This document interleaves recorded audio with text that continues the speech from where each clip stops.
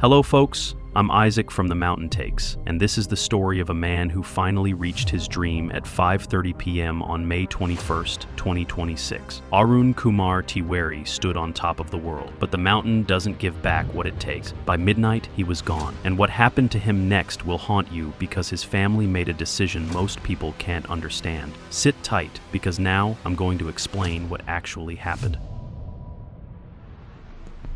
Arun Kumar Tiwari was 53 years old when he arrived at Mount Everest Base Camp in April 2026. He was a senior director at an IT company in Hyderabad, India, the kind of person who builds software systems that other people depend on, who makes decisions in air-conditioned offices, who manage teams and budgets and timelines. For 20 years, his life had been calculated: spreadsheets, performance reviews, 5-year plans. But there was one thing in his life that couldn't be calculated, couldn't be managed, couldn't be controlled through will alone: Mount Everest. Arun was not new to mountains. He had summited Mount Elbrus in Russia to Europe's highest peak at 18,510 feet. He had stood on top of Mount Denali in Alaska at 20,310 feet. He had reached the summit of Mount Aconcagua in Argentina at 22,841 feet. He had climbed other peaks that most people will never even know exist. He was an accomplished mountaineer by any measure, but Everest is different. Everest doesn't care about your other summits. Everest doesn't acknowledge your experience. Everest only cares about whether you respect it enough to survive it. In 2025, Arun made his first attempt at Everest. He trained obsessively for months. He did altitude chamber training. He ran fitness regimens that would have exhausted younger men. He bought the best equipment. He hired experienced guides. He had prepared in every way that preparation is possible. And then he climbed. He pushed through the lower camps. He acclimatized. He moved up the mountain with the discipline of a man used to executing plans. But at 7,200 meters, still almost 3,000 meters below the summit, his body rebelled. Health complications forced him to turn around. He had to descend. He had to go home. He had to admit that despite all his planning, despite all his experience, despite all his will, the mountain had rejected him. That failure haunted him. For 12 months, it consumed him. This was the last thing Arun needed to prove. This was the final mountain on his list. This was the achievement that would define his mountaineering legacy, and he had failed. So in 2026, he returned. He was older now, at 53. He was still fit, but his recovery times were slower. His body was less forgiving than it had been at 52, but he didn't care. He had one last chance, one last climbing season where the weather window would align with his schedule, one last opportunity to do this before time made it impossible. He came back to Everest with a desperation that only comes from a second attempt. This time, everything felt different. The weather in May 2026 was favorable. The route was well established. He had the advantage of knowing what to expect this time. He wasn't a climber anymore who was wondering what Everest would throw at him. He had already been rejected once. Now he was coming back, not with hope, but with something more dangerous than hope. He was coming back with certainty. He was coming back convinced that he had learned the lessons the mountain had taught him in 2025. He was coming back thinking that knowledge plus experience plus willpower would equal success. By May 20th, Arun was at Camp 4 at 26,000 feet, waiting for the weather window to open for the summit push. The forecast was good. The next morning, May 21st, the team began their assault on the summit. Arun moved faster than his guide recommended. His oxygen saturation was lower than it should have been for his fitness level, but Arun felt strong. He felt ready. He felt like this was finally his moment. His guide called for him to slow down. Arun kept pacemaking. By 4 a.m., he had covered more distance than planned. He was ahead of schedule. He was ahead of his guide. He was ahead of the reality of where his body actually was, at 28,000 feet. At 5:30 p.m. on May 21st, 2026, Arun Kumar Tiwari placed his foot on the summit of Mount Everest. He was standing at 29,032 feet, on a platform of ice and rock smaller than a dinner table at the highest point on Earth. The sun was setting. The sky was turning orange. He could see for hundreds of miles in every direction, mountains below him, clouds below him, the entire world arranged beneath his feet. He took photos. He stood there for approximately 15 minutes, and in those 15 minutes, he made a critical decision. He told his guide he felt strong. He said he wanted to descend immediately. He said he didn't want to rest at the summit. He said he wanted to move fast. This was the mistake that would kill him. The descent from Everest's summit is 3,000 meters of vertical drop through the most dangerous terrain on the mountain. It is technically less demanding than the ascent, but physiologically, it is far more deadly. Your body is exhausted. Your oxygen is depleted. Your judgment is already compromised by hypoxia. And you have to navigate fixed ropes, rappel sections, navigate crevasses, and manage unbelievable exposure. Arun began his descent at around 6 p.m. His oxygen saturation was approximately 55% critically low. His brain was being starved of oxygen. His decisions were no longer being made by the Arun who had built a successful IT career. His decisions were being made by a man whose prefrontal cortex was literally shutting down from lack of oxygen. By 6:30 p.m., as Arun descended through the South Summit section, he began to feel nauseous. By 6:45 p.m., he was vomiting. His guide moved closer to him,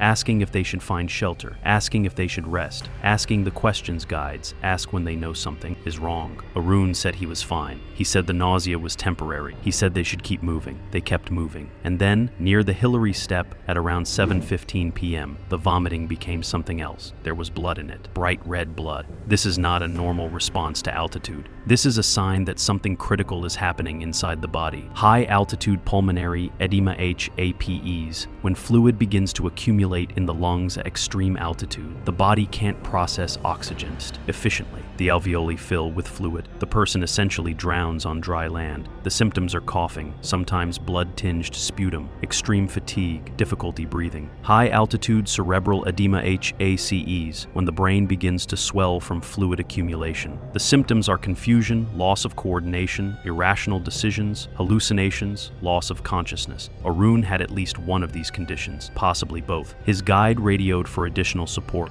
The communication was choppy. Two other Sherpa climbers who had been assisting other clients on the mountain received the distress call and began moving toward Arun's position. By 8 p.m., there were now 4 people with Arun's primary guide and 3 Sherpa climbers. They were all trying to bring him down from the Hillary step. They were all trying to move as fast as safely possible in the dark with a man whose body was failing. By 8:30 p.m., Arun could barely walk. The Sherpas were now physically holding him, using his harness to lower him down the fixed ropes, dragging him through sections of the mountain where one mistake means a 1,000-foot fall into darkness. At 9 p.m., they had descended approximately 300 meters from the Hillary step. Arun's condition was worsening. His confusion was increasing. His body was moving only because the Sherpas were moving it. One of the guides later reported that Arun asked them where they were. They told him they were descending to Camp 4. Arun said, "Which mountain are we on?" This is what extreme hypoxia does. It erases your sense of reality. You literally don't know what mountain you're climbing. By 9:30 p.m., they were still trying to reach Camp 4. Arun's oxygen saturation had dropped to approximately 48%, a level at which the human brain cannot sustain consciousness much longer. His breathing was shallow. His movements were mechanical. The Sherpas were holding him, guiding him, trying to keep him moving down. At 9:47 p.m., just meter below the Hillary step, Arun's body gave out completely. His heart had taken too much punishment. His lungs had filled too much with fluid. His brain had suffered too much oxygen deprivation. His systems began to shut down. The Sherpa guides recognized what was happening.